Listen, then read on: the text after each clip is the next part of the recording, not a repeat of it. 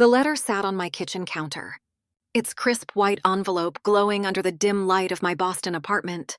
My name? Emily Harper. Was typed in cold, formal font, no flourish, no warmth. I stood frozen, my fingers trembling as I sliced it open, already knowing it would change everything. The words inside hit like a punch to the gut. My parents, William and Margaret Harper, had rewritten their will. Every dime of their real estate fortune, the sprawling estate in Beacon Hill, the vacation home in Nantucket. The investment portfolios went to my older brother, James, and his wife, Claire. My name wasn't even mentioned. They erased me, I thought, my heart pounding so hard I could hear it, like I was never their daughter. I sank onto a stool, the letter crumpling in my fist. Memories flooded back. Summers at the Nantucket house where I was always the spare, or the girl who couldn't carry the Harper name like James could. My parents' voices echoed in my mind. James is the future of this family. Emily, you'll find your place. My place, apparently, was nowhere. I was 34, a software engineer who'd clawed her way through MIT on scholarships, while James coasted through Yale on Dad's dime. I'd built apps that powered half the startups in Boston, but to my family, I was just the tech girl who didn't fit their old money world. They'd smiled at my graduation, clapped at my presentations, but their eyes always drifted to James, the golden son, the heir. Claire was worse. She'd glide into family dinners in her tailored dresses, tossing barbs disguised as compliments. Emily, you're so independent. Not everyone needs a trust fund. Right? I'd bite my tongue, but each jab carved a little deeper. That night, as rain tapped against my window, I opened my laptop, desperate for distraction. An old email from 3 years ago stared back at me, a pitch I'd sent James for an AI-driven real estate app. I'd poured my soul into it, imagining it as my ticket to proving myself. He'd called it cute and ignored it. But now, Harper Realty's new flagship app, the one raking in millions, looked eerily familiar. The interface, the algorithms, they were mine. They stole it, I whispered, my voice breaking. They stole my work and wrote me out of their lives. My phone buzzed. A text from my best friend, Sarah, a sharp-witted investigative reporter. You okay? Heard about the will. I didn't reply. Instead, I stared at the letter, its words searing into me. This wasn't just about money, it was about erasing me. Dismissing me, believing I'd stay silent. But they'd miscalculated. In that moment, something shifted inside me. The pain hardened into resolve, like molten steel cooling into a blade. If they think I'm nothing, I thought, I'll show them what nothing can do. I didn't know how yet, but I knew one thing, their secrets. Their lies? Their perfect facade, they wouldn't survive me. The Harper estate stood like a monument to untouchable wealth, its Beacon Hill facade draped in ivy, chandeliers casting golden light through arched windows. I lingered at the wrought iron gate, the chilly Boston evening biting at my fingertips. My parents' summons to discuss the will wasn't an olive branch, it was a guillotine. Dressed up as dinner, they expect me to crumble. I thought, my breath clouding the air, but I'm not the Emily they used to push aside. The dining room was a stage, all polished mahogany and flickering candles. My parents, William and Margaret, presided like royalty, their faces etched with the smugness of old money. James, my brother, sprawled confidently beside Claire, his wife, her diamond necklace glinting like a warning. I was ushered to a seat at the table's far end, half obscured by a gaudy centerpiece of lilies. Clever, I thought. A bitter smile tugging at my lips. Hide the spare air behind the flowers. Emily, so glad you could make it, my mother said, her voice as warm as a tax audit. We thought it time to address the will, as a family. Address it? I said, keeping my tone even. You mean explain why my name's been erased? The table fell silent, forks pausing midair. My father cleared his throat, his eyes narrowing. Don't be dramatic. Emily, James is the head of Harper Realty now. The estate needs a clear successor. Clear? I echoed, my voice low. Clear as the knife you just twisted. James leaned back, smirking. Come on, aim. You're doing fine with your little tech projects. The gala next week's the real game. Harper Realty's AI app is the star. My vision's putting us on the map. My vision. I thought, my pulse spiking. That app, my AI design, stolen from an email I'd sent him years ago, was their golden ticket. I clenched my napkin, forcing a smile. Your vision, James? Funny. It looks a lot like my code. Claire laughed. A sharp, tinkling sound. Oh, Emily, always so creative. Stick to your startups. Darling, leave the big stuff to James. She patted his hand, her eyes daring me to push back. I wanted to scream, to upend the table and shatter their crystal glasses. Instead, I said, I'll be at the gala. Wouldn't miss the family's big moment. My voice dripped with sweetness, but inside, a storm was brewing. As they resumed their chatter, I noticed my father's phone on a sideboard, its screen flashing with an email. Offshore accounts, urgent. My heart thudded. Offshore accounts? The Harpers were Boston's untouchable elite, but no one's untouchable forever. I rose, mumbling about needing air, and edged toward the phone. Claire's voice sliced through the room. She'll get over it. Margaret, Emily's always been resilient. Resilient? I thought. My fingers inches from the phone. Resolve crystallizing. You have no idea what I'm capable of. The Harper estate was a labyrinth of secrets, and I was about to pull back the curtain. I stood in my father's home office, the air heavy with the scent of leather and cigar smoke. His phone, still unlocked, glowed like a forbidden artifact on the sideboard. My heart hammered as I swiped through the email I'd glimpsed. Offshore accounts urgent. The message detailed transfers to a Cayman Islands bank. Millions siphoned from Harper Realty's charitable foundation. They're stealing from their own charity. I thought, my stomach churning. And they call me the disappointment? My fingers moved faster, downloading attachments, spreadsheets of shell companies, coded transactions, and a memo from their lawyer warning about an IRS audit. This wasn't just greed, it was a house of cards, built on lies and ready to collapse. Then I found it, an email from James to Claire, dated a year ago. Emily's AI pitch is perfect for the app. Don't tell her, she'd want credit. Credit? I thought, my blood boiling. You stole my future and gave me a pat on the head. The theft of my app wasn't a mistake, it was a calculated betrayal. I forwarded the emails to my private account. My hands steady despite the storm inside me. You underestimated me. James, that's your first mistake. Footsteps echoed in the hallway. I slipped the phone back, heart racing, and ducked behind a bookcase as Claire's voice drifted closer. She's poking around. James, we need to keep her in line before the gala. In line? I thought. A bitter laugh bubbling up. Good luck with that. The next morning, I met Sarah, my best friend, at a cozy Back Bay coffee shop. Her sharp eyes and reporter's instinct had sniffed out scandals from city hall to corporate boardrooms. I slid my phone across the table, showing her the emails. They're laundering money? Sarah. And they stole my app to fund it. Sarah whistled, scrolling through the evidence. This is a Pulitzer waiting to happen. Your family's about to be Boston's biggest headline. She grinned, but her voice softened. You sure about this? They're still your blood. Blood? I thought, staring into my coffee.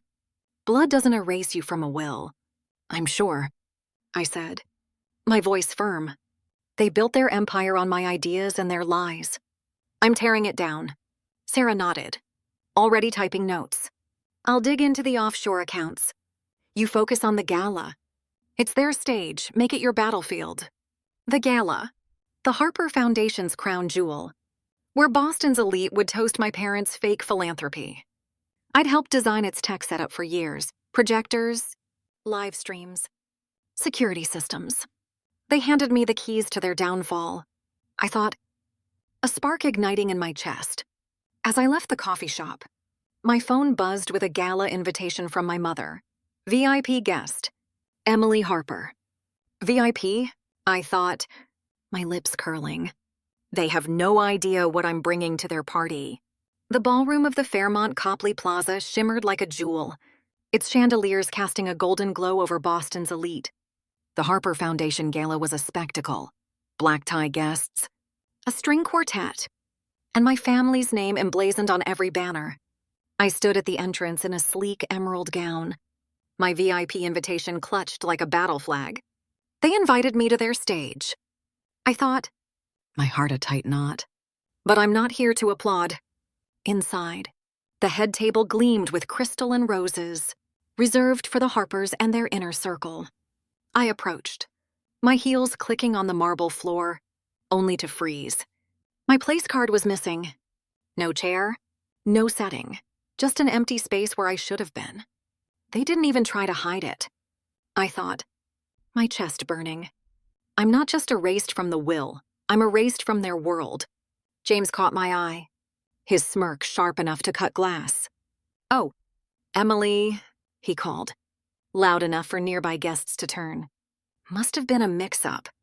There's a spot at the back with the staff. Claire tittered, her voice dripping venom.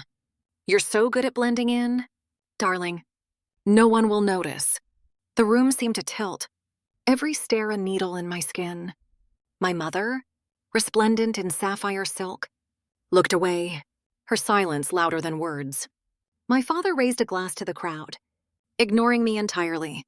I could have screamed, could have flipped their precious table. Instead, I lifted my chin, my voice steady. Seems I'm not family after all. Enjoy your evening. I turned, walking out with every ounce of dignity I had left. They think they've won, I thought, my hands trembling. They think I'll slink away. In the hotel's quiet corridor, I leaned against a wall, fighting tears. A voice broke the silence, gruff, familiar. Rough night? Harper? It was Marcus, a former Harper Realty IT guy fired by James for asking too many questions. He'd helped me set up the gala's tech years ago.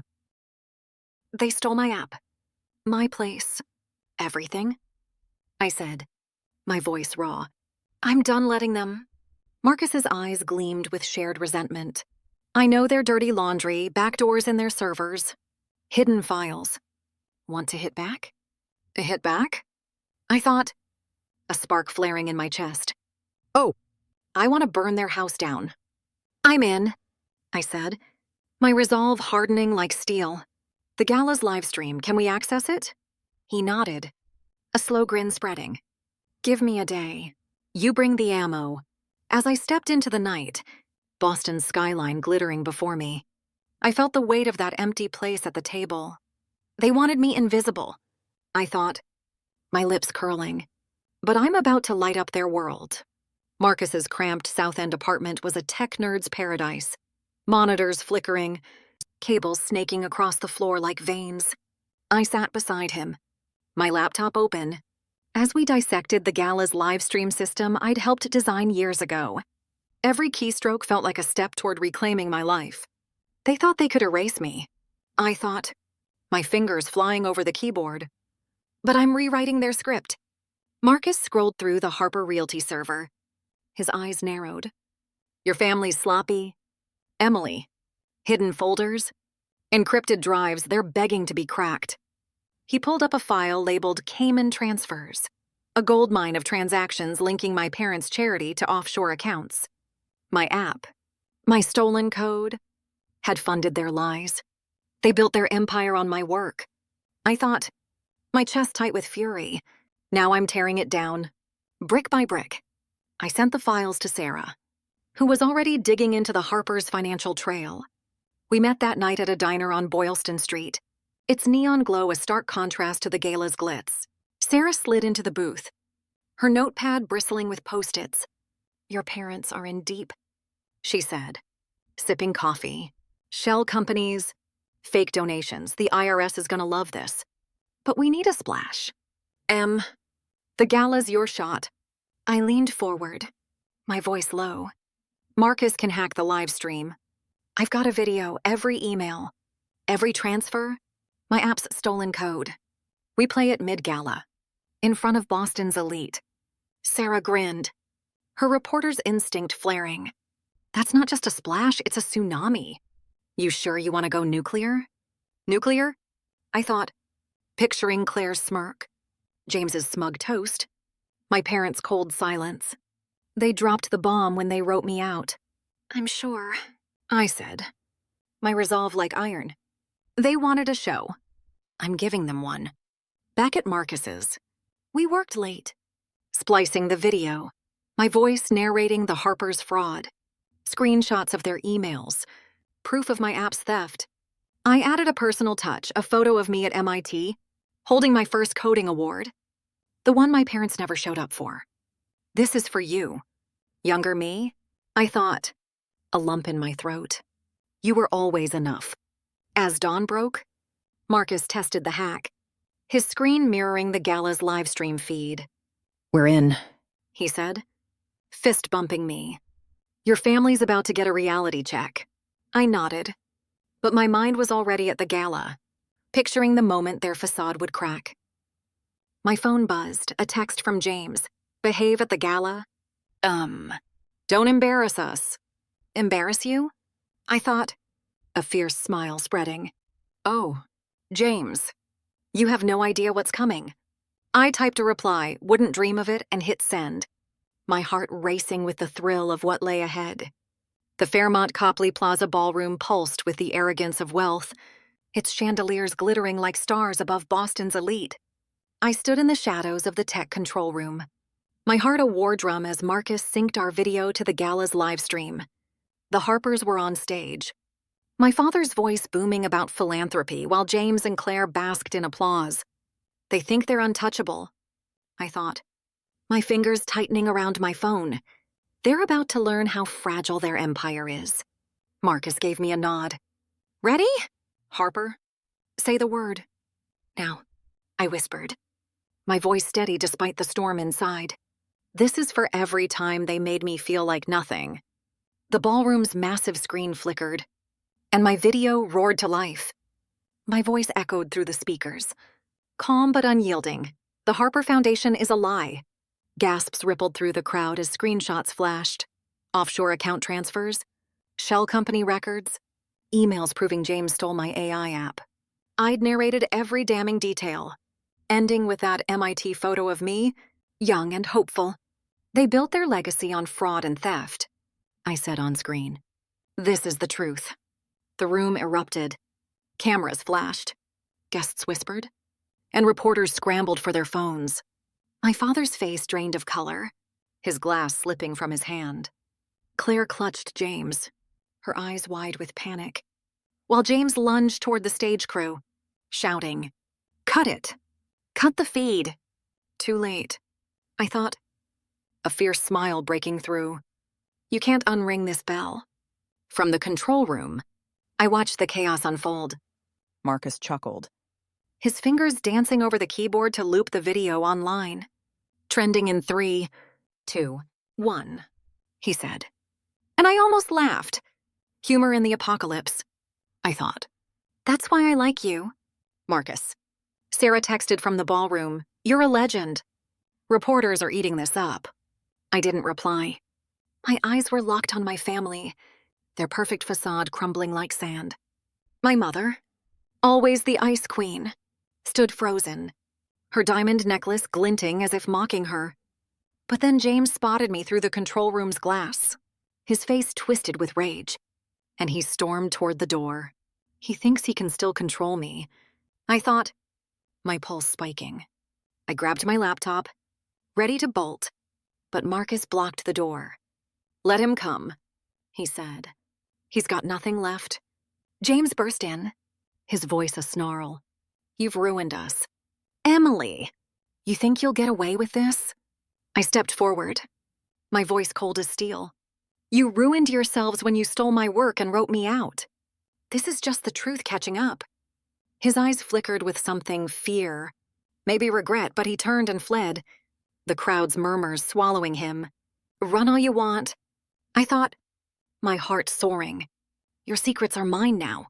As I slipped out, my phone buzzed with a voicemail from my mother. Emily, we need to talk. Now. Talk? I thought, stepping into the Boston night. The time for talking is over. The morning after the gala, my phone was a battlefield, missed calls, texts, voicemails, all screaming the Harpers' panic. Boston's skyline glowed outside my apartment window, but inside, I felt like a warrior surveying a conquered field. They thought they could bury me. I thought, scrolling through headlines on my laptop. Boston Globe, Harper Foundation faces fraud probe. They buried themselves. Sarah's text popped up. You're trending? Reporters are camped outside Harper Realty. I smiled, but the victory felt bittersweet. The family that had erased me was unraveling, yet a part of me still ached for the parents who'd never loved me enough. James's voicemail was next. His voice a mix of rage and desperation. Emily, you've destroyed us. Fix this. Or I swear, I deleted it mid-sentence. Fix it? I thought, my lips curling. You broke it when you stole my work and my place. Claire's message was a tearful plea. Please. Emily, think of the family. Family? I thought, my heart hardening. You don't get to rewrite that word now. I headed to my new startup's office in Kendall Square, a scrappy space buzzing with coders I'd hired, dreamers like me, overlooked but unstoppable. My AI app, reborn from the ashes of my stolen idea, was gaining traction. Investors were calling.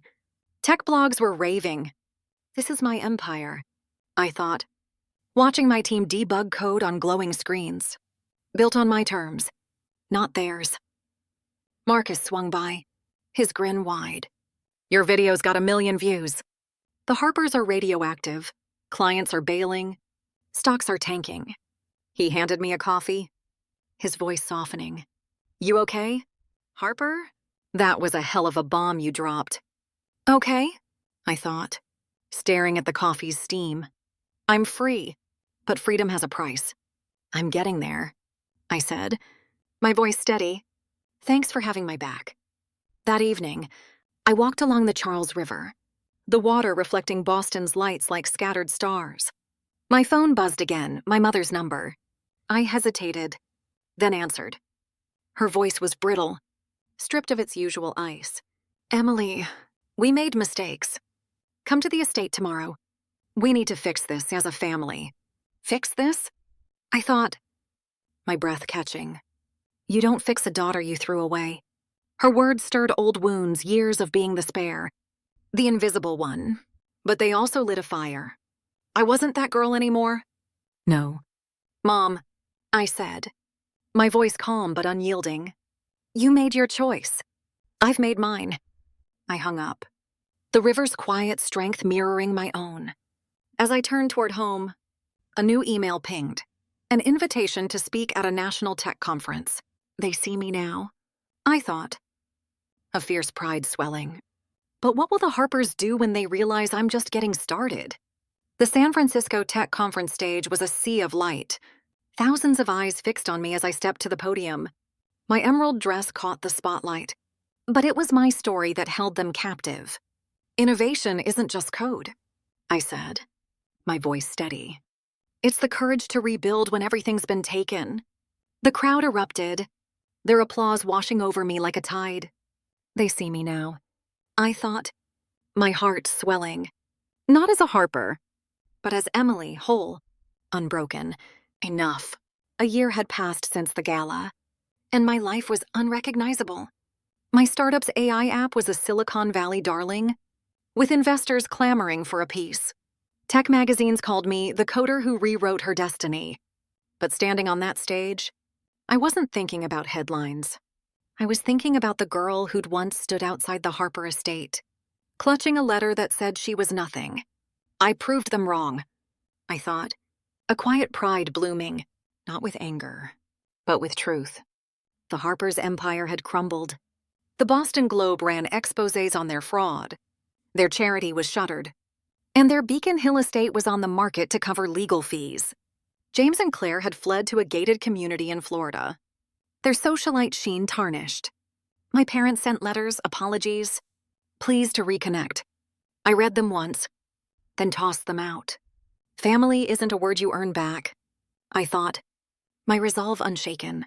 It's a choice you make every day. Back in Boston, I met Sarah and Marcus at my apartment, now filled with books and art I'd chosen myself. Sarah raised a glass of wine, her grin wicked. To Emily Harper, the woman who turned a scandal into a TED Talk. Marcus laughed, adding, and made your brother's face go viral for all the wrong reasons. They're my family now, I thought, clinking glasses. The ones who stayed when the world fell apart.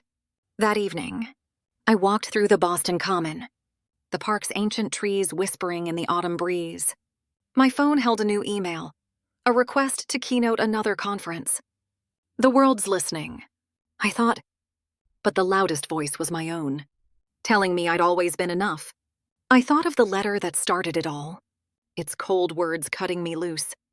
They meant to break me, I thought, my eyes tracing the skyline. But they set me free. The Harpers had their legacy built on lies, now dust. Mine was built on truth, and it was just beginning. As I stood there, the city's lights shimmering like promises, I raised an imaginary glass to the girl I'd been. To you, Emily, I thought. You didn't need their will. You wrote your own.